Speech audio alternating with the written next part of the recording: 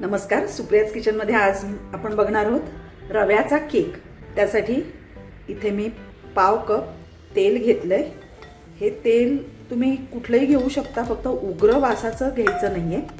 पाव कप तेलामध्ये पाव कप दही घालायचं। दही सुद्धा जास्त आंबट असता कामा नये। आणि त्यात 1 कप पिठी साखर घालूया।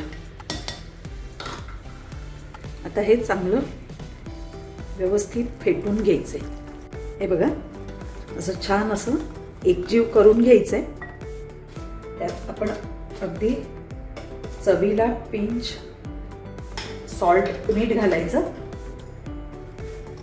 मिठाने सुद्धा याला अशी छान चव येते। आता यामध्ये आपण घालायचंय 1 कप रवा। बारीक रवा मी घेतलेला आहे। जर जाड रवा असेल आपल्याकडे तर तो थोडा मिक्सरला फिरवून घ्यायचा आहे। आता यामध्ये आपण घालणार आहोत अर्धा कप दूध।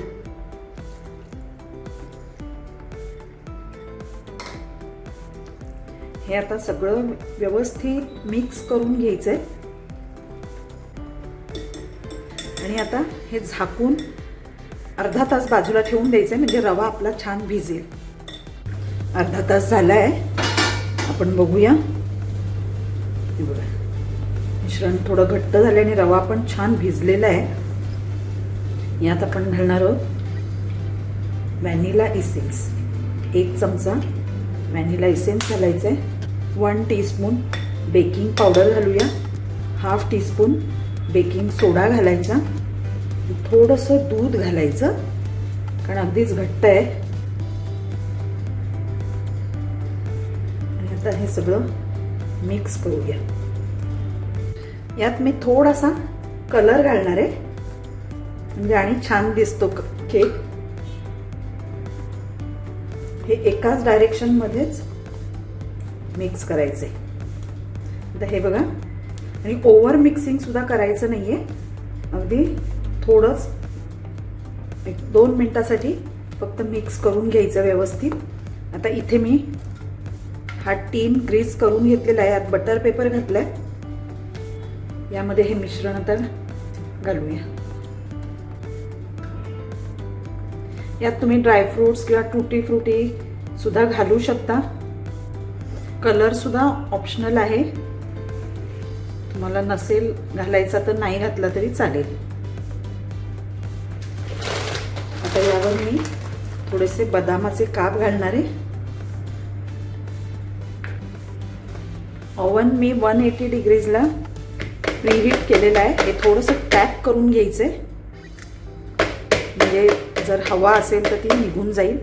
आणि आता आपण हे 180 डिग्रीजला 40 मिनिट्ससाठी बेक करून घ्यायचे। हे बघा, 40 मिनिटं झाली आहे। आपला केक झालेला आहे। आपण बघूया, परत मध्ये सुरी घालून बघायचं आहे। हे बघा, अगदी सुरी क्लिअर आलेली आहे, याचा अर्थ आपला केक झालेला आहे। आता हा थोडं थंड होऊ द्यायचं आहे आणि मग आपण पीस कट करूया। हे बघा, आता आपला केक थंड झालेला आहे।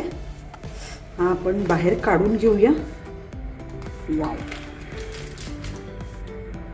एकदम सॉफ्ट आणि स्पॉन्जी झालेला आहे। हे बघा, साईडनी सुद्धा बघू शकता, अगदी छान असं स्पॉन्जी झालेला आहे आपला केक। आता केक कापूया आपण।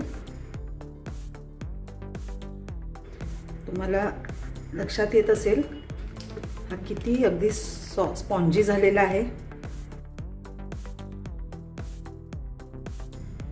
हे बघा, अगदी छान आणि खरपूस असा झालेला आहे आपला केक। अतिशय सुंदर लागतो, तुम्ही नक्की करून बघा। यामध्ये तुम्ही तेलाच्या ऐवजी तूप घातलं तर आणि जास्त त्याची चव एनहान्स होते, पण अतिशय सुंदर होतो आणि अगदी सोपा आहे करायला। तुम्ही नक्की करून बघा। माझी रेसिपी आवडली तर लाईक करा, शेअर करा आणि माझ्या चॅनलला सबस्क्राईब करायला विसरू नका। थँक्यू।